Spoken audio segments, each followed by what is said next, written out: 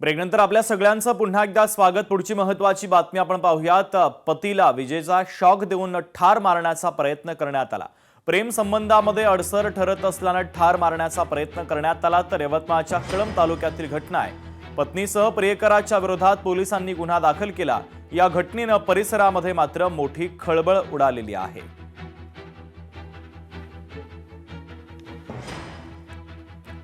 5% परताव्याचा आमिष दाखवत फसवणूक करण्यात आली। गुंतवणूकदारांची 11 कोटींची फसवणूक झाली। या प्रकरणी व्यवस्थापकासह अनेकांवर गुन्हा दाखल करण्यात आलेला आहे। सीटसाठी थेट बसच्या खिडकीमधून एंट्रीचा प्रकार समोर आला। वाशिम बस स्थानकामधील हा संपूर्ण प्रकार आहे। बसमधील जागेसाठी पठ्ठ्याची ही कसरत आता पाहायला मिळते आणि या संबंधित घटनेचा व्हिडिओ देखील समोर आलेला आहे।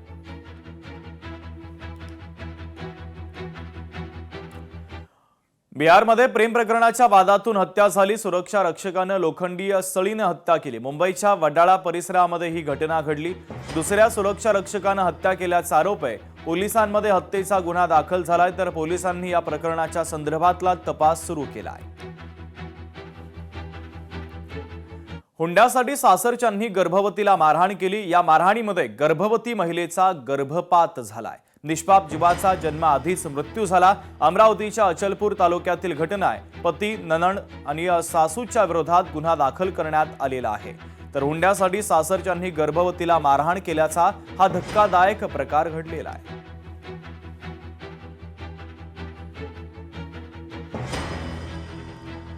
वैद्यकीय अधिकाऱ्याकडून पैसे उकळण्याचा प्रयत्न करण्यात आला। महापालिकेच्या ट्रॉमा केअर हॉस्पिटलमधील हा संपूर्ण प्रकार आहे। तर संरक्षण शुल्क म्हणून 15 लाख रुपयांची मागणी केली। जोगेश्वरी पोलिसांकडून 4 जणांवर खंडणीचा गुन्हा दाखल करण्यात आलेला आहे।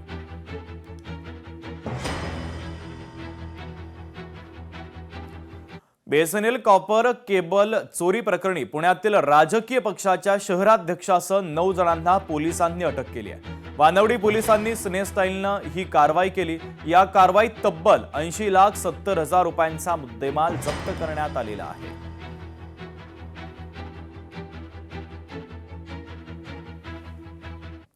अवकाळी पावसाचा आंबा कॅनिंगला देखील मोठा फटका बसला। दर 30 रुपये किलोपर्यंत घसरलेले आहेत। सिंधुदुर्ग जिल्ह्यामध्ये आंबा हंगाम अंतिम टप्प्यात असून मागच्या महिन्यापासून आंबा कॅनिंग सुरू झालाय। कॅनिंगमधील हापूस आंबा प्रामुख्याने पल्प ज्यूससाठी वापरला जातो। वेंगुर्ला तालुक्यातून आंबा कॅनिंगसाठी मोठ्या प्रमाणात जात असून यावेळेस अवकाळी पावसाचा फटका कॅनिंगला बसलेला आहे।